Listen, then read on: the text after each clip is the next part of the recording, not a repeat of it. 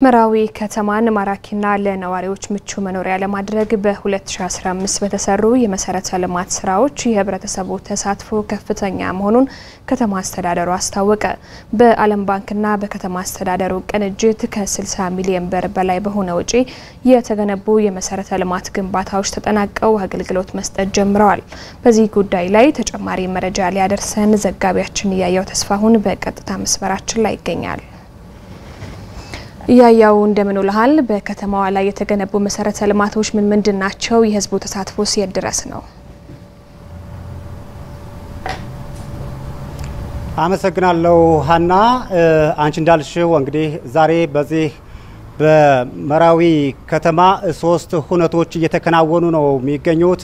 አንደኛው አንቺ ያልሽው ያገባደድን ባለው አመት የተሰሩ የመሰረተ ልማቶችን ማስመረቅ አንድ የዱቄት ፋብሪካ በባለሀብት የተቋቋመ አንድ ዱቄት ፋብሪካን ማስመረቅና ቀጣይ ወደ ኢንቨስትመንት ለሚገቡ ባለሀብቶች የመስሪያ ቦታን ማስረከብ የሚሉ ሶስት ሁነቶች በዚህ በመራዊ ከተማ እየተከናወኑ ነው የሚገኙት። መጀመሪያ አንቺ እንደጠቀስሽው ከጧቱ መርሃ ግብር ወደ ተከናወነው የመሰረተ ልማት ምረቃ ስመለስ በመራዊ ከተማ እንግዲህ እዚህ ቀደም በህብረተሰቡ ጥያቄ የነበሩ በርከት ያሉ የመሰረተ ልማት ችግሮች እንደነበሩ የሚታወቅ ነው። በዚህ አመትም በመንግስትና በህብረተሰቡ ርብርብ ተደርጎባቸው ተጠናቀው ዛሬ ለምርቃት በቅተዋል ማለት ነው። የመሰረተ ልማቶቹ የመራዊ ከተማ የመራዊ ከተማ ምክትል ከንቲባ አቶ መንግስቱ አየለ እንደተናገሩት እንግዲህ በዚህ አመት ከከተማ አስተዳደሩና ከዓለም ባንክ በተገኘ ድጋፍ በቅንጅት ማለት ነው 65 ሚሊዮን እና ከዛ በላይ ብር ወጪ የተደረገበት የጌጠኛ ድንጋይ ንጣፍ የመፋሰሻ ቦይ እንዲሁም የጠጠር መንገድ የወጣቶች መዝናኛና የመብራት ማስፋፊያ ነው የተደረገው። እነዚህ እንግዲህ በህብረተሰቡ ረገድ ከፍተኛ ጥያቄ ሲነሳባቸው የነበሩ ናቸው ከዚህ በፊት።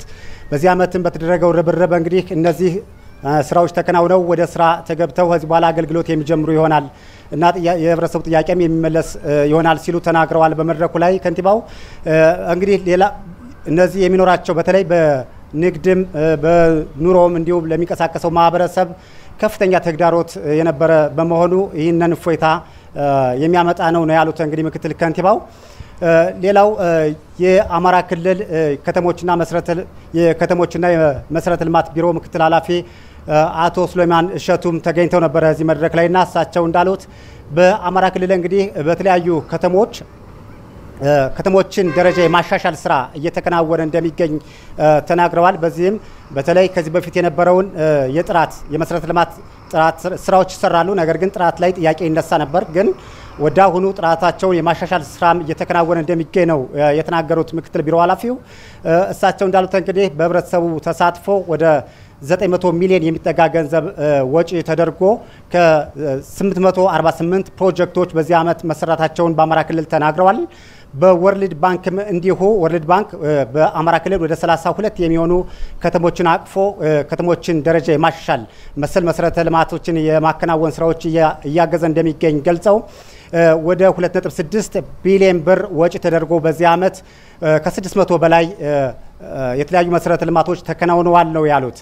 እንግዲህ ከተሞች በአማራ ክልል የሚገኙ ከተሞች እንደዚህ አይነት የመሰረተ ልማቶች እየተከናወኑላቸው ለነዋሪዎችም ምቹ እንዲሆኑ እየተደረገ በዚህ መልኩ ካልተመሩ ተስፋ ጠባቂ ህብረተሰብ ነው ሊገነባ የሚችለው። ምክንያቱም ከተሜነት እየተስፋፋ ነው ያለው ብዙ ህብረተሰብም ወደ ከተማ እየገባ ነው ያለውና ይህ ህብረተሰብ እንግዲህ በመሰረተ ልማትም በኑሮ ደረጃም የተሻሻለ እንዲሆን ካላደረግነው ችግር የሚፈጥር በመሆኑ በዚህ መልኩ መመራት አለበት ሲሉ ነው አጽንኦት ሰጥተው የተናገሩት ምክትል ኃላፊው።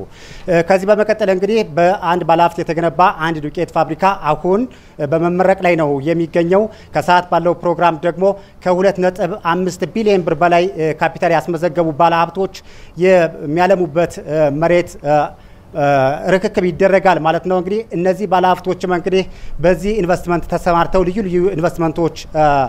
አማራጮች ናቸው ይዘው የቀረቡት። በዚህ ተሰማርተው በኑሮ ውድነቱም እንዲሁም ደግሞ በስራ እድል ፈጠራውም ከፍ ያለ ስራን ይሰራሉ ተብሎ እንደሚጠበቅ ነው የተገለጸው። ለአሁን ያለኝ መረጃ ይሄ ነው ሀና። በቀጣይ መርሃ ግብር በቀጣይ የዜና ወጃችን ሌሎችን መረጃዎች አካትቼ መለሳለሁ ማለት ነው። አመሰግናለሁ። እያያው ላደረስከን መረጃ እናመሰግናለን መልካም ቀን ይሁንልህ